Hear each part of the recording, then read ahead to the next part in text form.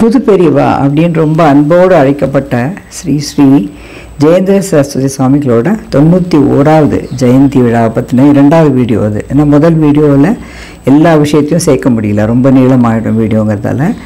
அதனால் மகா பெரியவாளோட பாதம் பண்ணிட்டு இந்த 2வது வீடியோவை நாங்கள் வெளியிட்டோம். அவர் 1935ஆம் ஆண்டு ஒரு இருள் நீக்கிங்கிற சின்ன கிராமத்தில் பிறந்தார். அதாவது இருள் நீக்கின்னா என்ன, மனிதர்களுடைய மனத்தில் இருக்கிற இருளை எல்லாம் நீக்கிறது அப்படிங்கிறது தஞ்சாவூர் டிஸ்ட்ரிக்டில் இருக்குது. இவர்கிட்ட ரொம்ப ஒரு வித்தியாசமான சிறப்பான குணங்களை எல்லாம் பார்த்தாலாம் மகாபெரிவா.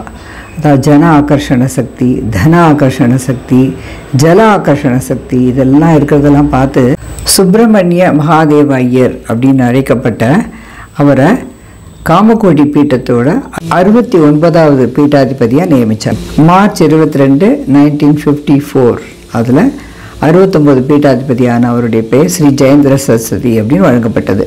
சுவாமிகள் எப்பவும் தன்னுடைய சீடர்கள்கிட்ட என்ன தெரியுமா சொல்லுவாராம், ஏழைகளுக்கு உணவளியுங்கள், அவர்களுடைய தேவைகள் எல்லாம் பூர்த்தி செய்யுங்கள், எல்லாருக்கும் நல்ல கல்வியை கொடுங்கள், அவங்களுக்கு தினமும் உணவு அளிக்கிற மாதிரி அவர்களுக்கு சம்பளம் கிடைக்கிற மாதிரியும் கௌரவமான வாழ்க்கையை வாழற மாதிரி வழியை பண்ணுங்க. அது பண்ணினாலே எனக்கு நீங்கள் பிக்ஷாவந்தனம் பண்ணினதுக்கு சமமானது, அவர்கள் சாப்பிட்ற ஒரு பருக்கையும் எனக்கு பிக்ஷாவந்தனத்துக்கு சமமாகும் அப்படின்னு சொல்லுவாராம்.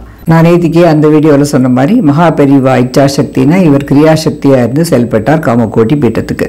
பாரத தேசத்தில் குறுக்கு நெடுக்குமா 4 தடவை போயிட்டு வந்திருக்கார். இவருடைய அட்வைஸ் படி நேபாள் நாட்டோட ராஜா இண்டோ நேபாள் பார்டரில் மீர்கஞ்ச் அப்படிங்கிற இடத்துல ஒரு ஆர்ச்சை கட்டி அதுக்கு பேர் சங்கர் துவார் அப்படின்னு பெயர் சூட்டினாராம். அதுக்கு ஆதிசங்கருக்கு அப்புறமா இந்த மானசரோவர் கைலாஷ யாத்திரை எல்லாம் மேற்கொண்டது இவர் தான்.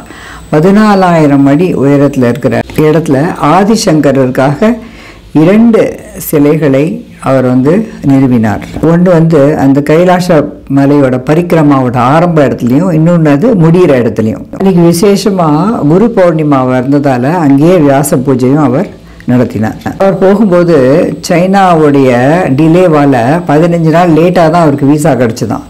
அதுவும் பகவத் சங்கல்பம், என்னன்னா குரு பூர்ணிமா அன்னைக்கு அங்கே இருக்கணும் அப்படிங்கிறது மகாபெரிவாளுடைய எண்ணம் அப்படின்னு சொல்லி சந்தோஷப்பட்டாராம் ஸ்ரீ ஜெயேந்திர சரஸ்வதி சுவாமிகள். அதே மாதிரி பங்களாதேஷில் இருக்கிற தாகேஸ்வரி டெம்பிளுக்கும் இவர் மாத்திரம்தான் ஆதிசங்கருக்கு அப்புறமா போனாராம்.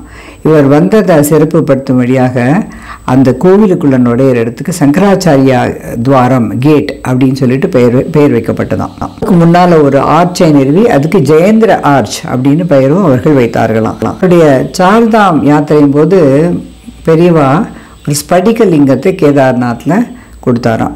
தவிர ஆதிசங்கருடைய ஸ்லோகாஸ் எல்லாம் அங்கே இருக்கிற பளிங்கு கற்களில் செதுக்கி, அதை தவிர தமிழில் இருக்கிற சைவ குரவர் நாடுகளுடைய படத்தையும் அங்கே வச்சு திருஞான சம்பந்தருடைய தேவார பதிகம் எல்லாம் அங்கே பொறிக்க பண்ணினாராம். அமர்நாத்துக்கும் போய் அங்கே இருந்த பனிலிங்கத்துக்கு வெள்ளியாலையும் தங்கத்தாலையும் செய்யப்பட்ட வில்வ இலைகளையும் சாத்தினாராம். ரொம்ப கஷ்டமான யாத்திரை. அங்கே போய் அந்த பனிலிங்கத்தோட ஆவுடையார் மேலே ஒரு பாதரசத்தால் ஆன ஒரு லிங்கத்தை வைத்து அதுக்கும் பூஜை பண்ணினாராம். இன்னொரு இன்ட்ரெஸ்டிங் விஷயம் என்னென்னா, ஒரு தடவை பைத்தான் அப்படின்னு மகாராஷ்டிராவில் இருக்கிற ஒரு இடத்துக்கு இவர் 1984 போன போது ஆதிசங்கராவுடைய சிலையை அங்கே இருக்கிற சந்த் ஏகநாத் சமாதி மந்திரில் வைக்கணும் அப்படின்னப்ப அங்கே இருக்கிற ஒரு டாக்டர் அப்ஜெக்ட் பண்ணாராம், வைக்கக்கூடாது அப்படின்னு.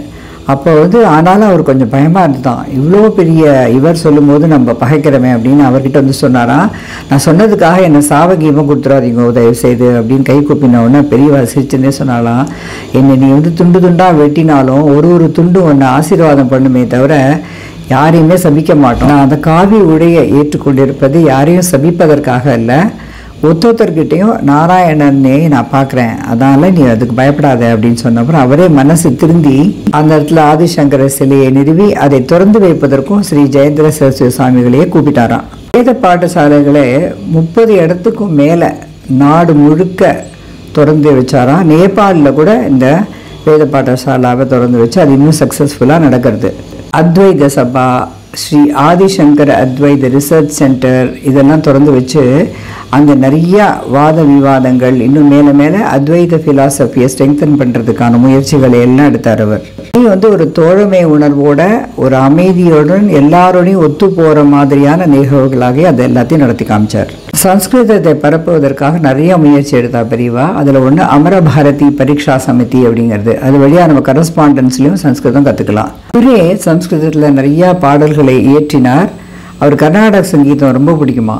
அவர் தன்னுடைய குரு மேல பஜரே குருநாதம் மானச அப்படிங்கிற பாட்டை ரொம்ப அழகாக எழுதி அவரே தானே அடிக்கடி பாடியும் காமிச்சிருக்கார் அப்படிங்கிறத நான் கேள்விப்பட்டேன். ஜந்து நாம் நரஜன்ம துர்லபம், அதாவது பிறக்கிறதுல அரிது அரிது மானிடனாய் பிறத்தல் அரிது அப்படின்னு சொல்லுவா இல்லையா ஒய்யார். அதே தான் அவர் சம்ஸ்கிருதத்தை சொல்லி அதை நம்ம உடலை நல்லதுக்கே பயன்படுத்தணும் அப்படிங்கிறத எல்லாருக்கும் ஸ்ட்ரெஸ் பண்ணுவார். அதோட சங்கர வித்யாலயாங்கிற பேரில் நிறைய மாடர்ன் ஸ்கூல்ஸையும் தொடர்ந்து அங்கே இப்போ இருக்கிற புதுமை கல்வியோட நம்மளுடைய பண்பாடும் நம்மளுடைய வேல்யூஸ் எல்லாம் குறையாமல் அங்கே கற்றுக் கொடுக்குற மாதிரியான ஏற்பாடுகள் எல்லாம் செய்யப்பட்டிருக்கு. மாற்றுத்திறனாளிகளுக்காக, அதாவது மூளைய வளர்ச்சி குன்றிய குழந்தைகளுக்காக காஞ்சிபுரம், கலவை, ஹரித்வார் அங்கெல்லாமும் ஸ்கூல்கள் திறக்கப்பட்டிருக்கிறது. இது மாதிரி மனிதாபிமானத்தோடைய ஒரு செயலையும் ஆராய்ந்து பண்ணினவர் திரு ஜெயேந்திர சரஸ்வதி சுவாமிகள் அவர்கள். ஐடிஐன்னு சொல்லுவோம் இல்லையா, இண்டஸ்ட்ரியல் ட்ரைனிங் இன்ஸ்டிடியூட்டுன்னு, அதெல்லாம் கோயம்புத்தூர். அதை தவிர ரொம்ப ஒரு கீழே இருக்கிற மதுபனி அப்படின்னு பீகாரில் ஒரு இடம் இருக்குது. அங்கெல்லாம் ஆரம்பித்து தொழிற்கல்வியும் கற்றுக் கொடுக்கறதுக்கு ஏற்பாடுகள் பண்ணப்பட்டது. சென்னையில் இருக்கிற சைல்ட் ட்ரஸ்ட் ஹாஸ்பிட்டல், அப்புறம் சங்கர நேத்ராலயா, அப்புறம் ஆயுர்வேதிக் ஹாஸ்பிட்டல் திருவள்ளூரில், இதெல்லாம் அவருடைய காலத்தில் திறக்கப்பட்டவை தான். வடகிழக்கு மாகாணங்கள் எல்லாத்துலேயும் பின்தங்கி இருக்கிறத பார்த்த பெரியவா அங்கேயும் ஸ்ரீ காஞ்சி சங்கரா ஹெல்த் அண்ட் எஜுகேஷன் ஃபவுண்டேஷன் அப்படின்னு குவஹாத்தி அஸ்ஸாமில் திறந்து வைத்தாராம். அங்கேயும் சங்கர தேவ நேத்ராலயா ரொம்ப சக்ஸஸ்ஃபுல்லாக நடந்துட்டுருக்கு. தவிர பத்ரிநாத் போகிற வழியில் ஒரு ஜென்ரல் ஹாஸ்பிட்டல், இது மாதிரி ஒரு இடத்துலையும் யாருக்கு என்ன தேவைப்படுறது பின்தங்கிய மக்கள் எல்லாம் மனசில் வச்சே பெரியவா செயல்பட்டுருக்கா. குதிரை சொன்னாராம், எனக்கு எதிர்க்க சிவன் உனக்கு என்ன வேணும், நல்ல ஆரோக்கியம் வேணுமா, செல்வம் வேணுமா, அல்லது சாகாவரம் வேணுமா அப்படின்னு கேட்டால் நான் என்ன தெரியுமா கேட்பேன், மற்ற மனிதர்களுடைய இதயத்தில் புகுந்து அவர்களுடைய இதயத்தில் இருக்கிற துன்பத்தையும் அவர் கண்களிலிருந்து வர அழுகையும் துடைக்கக்கூடிய சக்தியை எனக்கு தா அப்படின்னு கேட்பேன் அப்படின்னு சொன்னாராம். ஆனால் எப்பெல்லாம் இயற்கை சீற்றங்கள் வருதோ அப்போல்லாம் பெரியவா கலங்கி நாள் முழுக்க உட்காந்து அப்படியே ஜபம் பண்ணி அந்தந்த இடத்துக்கு உதவி பொருள்களை அனுப்புகிற வரைக்கும் தூங்கவே மாட்டாராம். லைக் வெள்ளம், சுனாமி, எர்த்குவேக் அதெல்லாம் வந்தபோது. கார்கில் வார் சமயத்துலேயும் 2004 சுனாமி சமயத்துலேயும் காஞ்சி மடம் செய்த சேவைகள் அளப்பரியது. அனாதை பெண்களுக்காக காஞ்சிபுரம், கலவை, காளஹஸ்தி அங்கெல்லாம் ஹாஸ்டலையும் நிறுவி அதெல்லாம் சக்ஸஸ்ஃபுல்லாக நடக்கிறதா அப்படின்னு மேற்பார்வை பார்த்துட்டே இருப்பாளாம். பசு வதையை தடுக்கவும் பசுக்களை பராமரிக்கவும் நிறைய கோஷாலாக்களை தொடர்ந்து அதை ஆதரித்தும் அது காஞ்சிபுரம் மடம்.